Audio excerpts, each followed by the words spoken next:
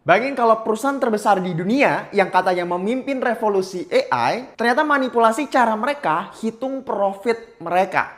Michael Burry, salah satu orang yang prediksi crash tahun 2008, bilang kalau perusahaan-perusahaan besar, terutama hyperscaler AI ini, kayak Meta, Oracle, membohongi publik secara dunia akuntansi. Hasilnya laba jadi kelihatannya membesar on paper. Ya, tapi padahal mesinnya itu udah nggak seawet itu lagi. Dan ini bukan pertama kalinya dunia jatuh karena hal-hal seperti ini. Kenalin, nama gue Jason. Dari 2020 gue terobsesi dengan cara financial markets bekerja. Karena menurut gue ini adalah game paling susah di dunia. Dan kalau lu bisa untung dari ini, lu bisa menang banyak dalam hidup. Dan sekarang gue bantuin ratusan ribu investor di seluruh Indonesia supaya mereka lebih paham tentang cara kerja financial markets, baik dari secara makro, secara trading, secara psikologi, dan mereka nggak gampang ditipu oleh orang kiri kanan dan bikin keputusan yang terbaik buat diri mereka. Dan pastinya gue jelasin dengan bahasa yang super simple karena di sini gue jelasin kayak anak SD.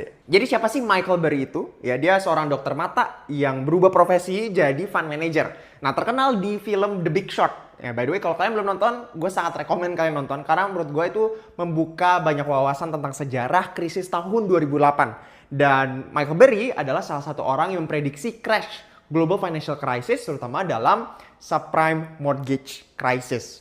Ya, dimana dia untung sangat banyak dari shorting housing marketnya US atau melakukan short, ya, memprediksi bahwa ini akan runtuh, ya. Dan ketika pasar propertinya Amerika runtuh, dia mendapatkan keuntungan yang sangat luar biasa. Makanya cerita dia dibuat jadi buku, terus bukunya juga diadaptasiin jadi film yang mungkin kita semua familiar gitu ya dengan film The Big Short.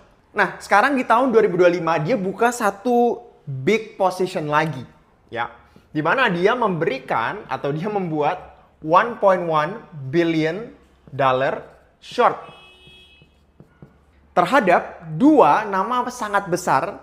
Ya, yang pertama adalah perusahaan terbesar di Amerika Serikat saat ini, yaitu Nvidia. Ya, dan yang kedua adalah Palantir.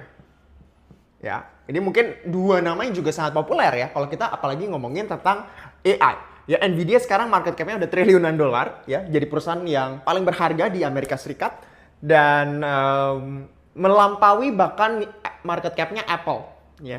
Dan kita tahu Palantir yang sangat meroket ya dalam 1-2 tahun belakangan ini, dan mereka juga obviously a very very premium company, dan kita akan go through kenapa Michael Burry ya memberikan suatu pemahaman, satu pemikiran bahwa